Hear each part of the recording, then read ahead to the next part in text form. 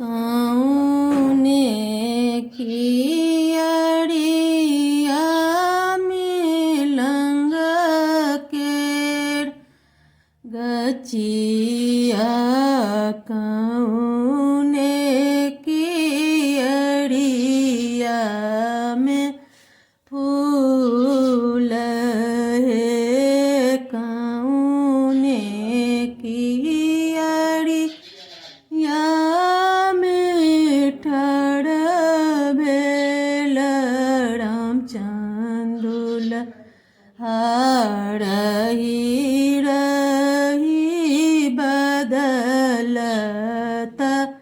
रूप हे अगिला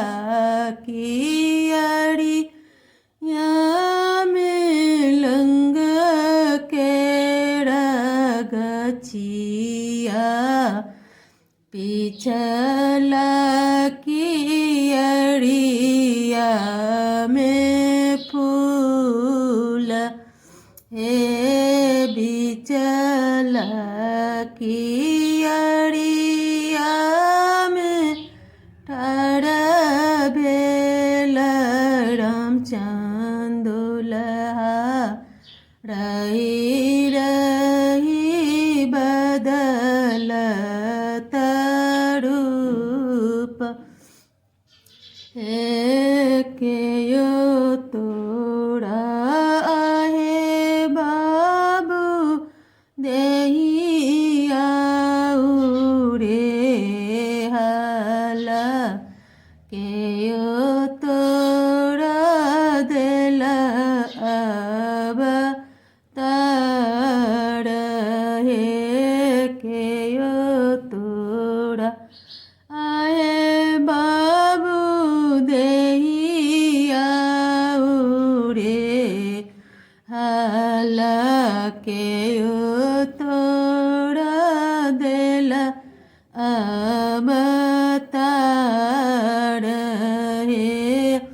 भगवान मोड़ा आहे सासू देहिया उड़े हाला अम्मा मोड़ा दिल अब ताड़ हे केयो तोड़ा आहे दुल्हा में हदीर चा ओल केयो तोड़ा साजल बड़ियात हे केयो तोड़ा आहे दुल्हा में हदीर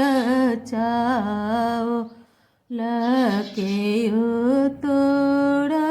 साजल बड़ी यात हे भाभी मोरा आए सासू में हदीर चा ओला भैया मोरा साजल बड़ी यात